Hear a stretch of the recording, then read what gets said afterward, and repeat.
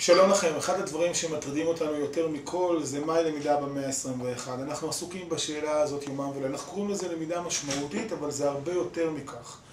זה מתעסק בשאלה איך לומדים, מה ההגדרה של המקום, מה ההגדרה של הזמן, מהו בעצם מרחב למידה בעידן החדש. אחד מהפתרונות המופלאים שיהיו מיושמים בתקופה האחרונה זה הפתרון של מוק, אותה מסגרת למידתית שבאמצעותה תלמידים ומורים לומדים ביחד תחומי דעת שמתכתבים עם עולם הלמידה המשמעותית ומאפשרים פריצה לעולמות חדשים ולידע נרחב שלא היה נגיש לפני כן.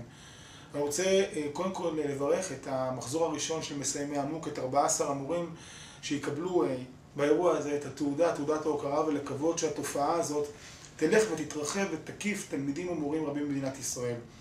אני רוצה קודם כל להודות ל14 המורים שהובילו את המהלך, לברך אותם לרגל קבלת תעודת ההוקרה, ולברך את כולנו שנזכה לעוד הרבה אירועי סיום, משום שזו הדרך הנכונה להטמיע למידה אחרת, למידה משמעותית בכל מערכת החינוך.